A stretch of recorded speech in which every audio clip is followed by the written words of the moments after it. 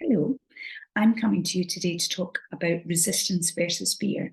And I have a really helpful analogy that can be really useful when you're coming up against something that you just cannot get past, or you just cannot achieve, or you just cannot bring yourself to do, no matter how hard you try. Okay? So often we hear that the reason we're not doing the thing we want to do is because of fear. But what I found is it's actually resistance. Fear is basic and primal, and we can feel it, right?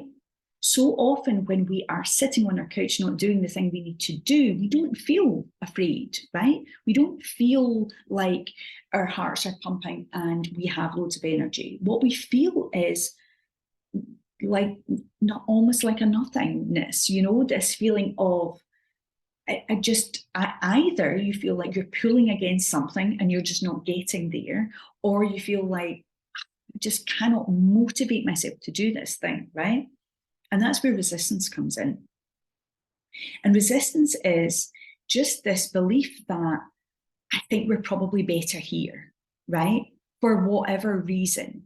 Because on the other side of this thing that you're planning to do is something that you could be afraid of, or could just feel like it might be hard work, or it could be like it's different to what we have now and actually we're fine.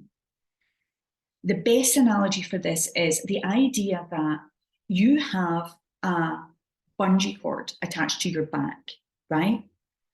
And you watch all these Olympic level sprinters and they all line up and they're ready to race, and somebody says, are you going to take part in that race? And you're like, no, why would I? That would be crazy. Like, I'm just going to look like an idiot. Like, yes, I want what they have. Yes, I want to be fast. Yes, I want to get there, but I'm just going to look stupid, right? So if somebody then pointed out, well, you have that bungee cord attached to your back, like, do you want me to take that off and then you could try and race? Then you might find yourself thinking, well, I mean, okay, yeah, like if there's been something that's been making me slower than everybody else, then okay, I'll think about it. And then if you were told, right, well, not only do you have that bungee cord, but all of those athletes that are there, they did have a bungee cord, and actually they've removed theirs, and they've done like a whole bunch of training since having theirs removed, which you've not done. So you're not going to beat them, but actually this is possible for you. You can actually get there.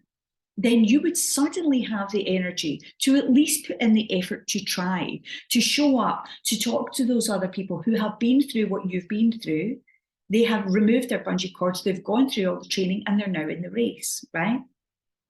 This feeling of, what is the point in me showing up for this thing, is often resistance, right?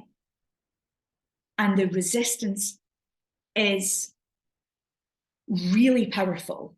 Like, I would like us to acknowledge that resistance is often more powerful than fear. Because I tell you something, I could be afraid of something and do it anyway. If I could see that there was a benefit to the thing that I was doing and I felt afraid, there is a motivation in there, right? If you felt like you were scared of this thing, but it was likely to happen, you were likely to get there, you would find a way to combat that fear. But when you have a belief that, what is the point?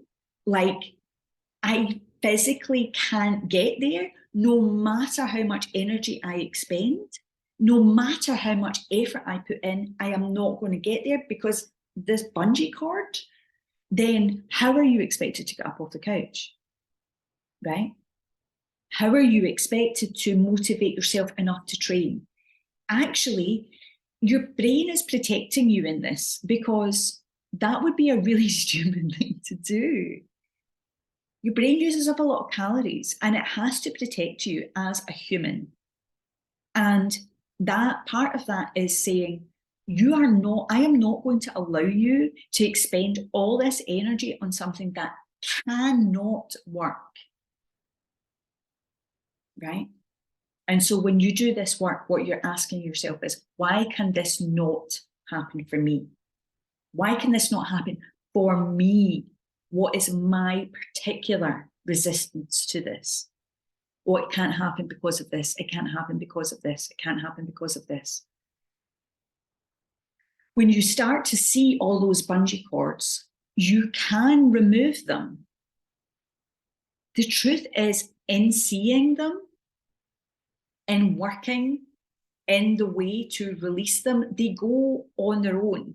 They often reveal more complex cords that are in there too, that go deeper. And that's cool. You just work on them too, right? But that feeling that you have at the moment, like you are running a race that everyone else has an advantage in. And there are, I mean, I am not talking about this literally in life. There are people who have far greater advantages than others. There are so many systems that create a huge advantage and disadvantage for some and others. But I am talking about the system of resistance that lives within you. To change the system of resistance that lives outside of you is a different battle, and it's probably not mine. My battle is making sure that you don't have your own ways to hold yourself back that don't need to be there. Fear is about safety, right? And so actually, I don't advocate for us just removing our fears, because why would we want to make ourselves not safe?